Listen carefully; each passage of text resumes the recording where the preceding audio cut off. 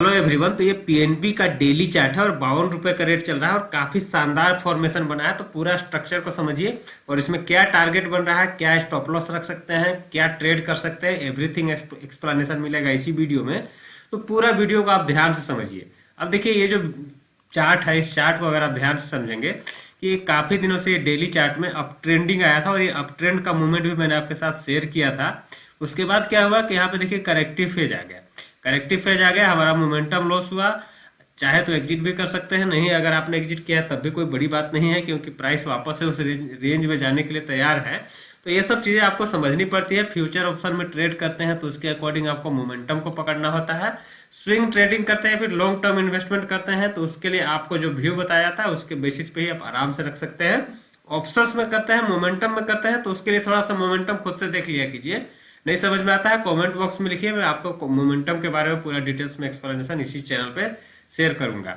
अब देखिए यहाँ पे क्या है कि पीएनबी का इस डेली चार्ट में आप देखेंगे कि यहाँ पे एक आपका फॉर्मेशन हुआ एक अप ट्रेंड के बाद। आप देखेंगे कि एक अच्छा अप ट्रेंड आया प्राइस में। अप ट्रेंड आने के बाद यहाँ पे देखिए एक double top kind of formation हुआ, लेकिन इस फॉर्मेशन का देखिए कोई एक अच्छा ब्रेकडाउन नहीं हुआ और बार बार देखिए ब्रेकडाउन फेल हो गया। तो इस टाइप का जब फेल होता है ब्रेकडाउन तो उसके बाद फिर जो रिवर्स मूव होता है वो बहुत ही तेज आता है। अब देखिए रिवर्स मूव कहाँ तक आ सकता है, रिवर्स मूव कहाँ तक आएगा उसको समझने के लिए हमको ये पैटर्न समझना पड़ेगा कि यहाँ पे देखिए ये जो पैटर्न बनाया उसके बाद देखिए यहाँ पे ब्रेकडाउन फेल हुआ, लेकिन यहाँ पे आप देखें कि kind of inverse head and shoulder pattern यहाँ पे फॉर्मेशन हुआ, लेकिन इसका भी ब्रेकआउट नहीं हुआ। तो देखिए पीएनबी स्टॉक है और इसमें देखिए इसी टाइप से होता है कि अच्छे मोमेंट बहुत लेट लगा के आते हैं, इसीलिए इसमें देखिए एक और यहाँ पे देखिए इस टाइप से हो गया। अब हो सकता है कि यहाँ से निकले, ठीक है।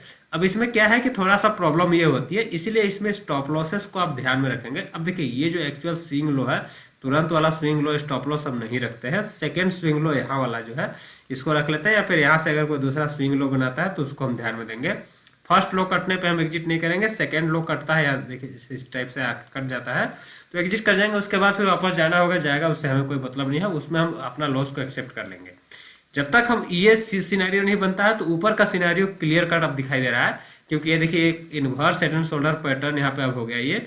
और इस inverse head and shoulder pattern का जो टारगेट होगा ऊपर की तरफ ये वाला जो मेजरमेंट होगा, इसको मैं मेजरमेंट करके दिखाई दे रहा हूँ ताकि आप भविष्य में आसानी से कर सके। अब देखिए ये जो हेड एंड शोल्डर पैटर्न होता है तो ये जो नेकलाइन एरिया हुआ, ये नेकलाइन एरिया हुआ और ये एक लास्ट वाला जो हेड हुआ, इसको हम डिस्टेंस को मेजर करते हैं और इसी को हम प्रोजेक्ट कर देते हैं। इसी को हम क्या करते हैं कि यहाँ से उठाते हैं और यहाँ पे देखिए रख देते हैं नेकलाइन पे।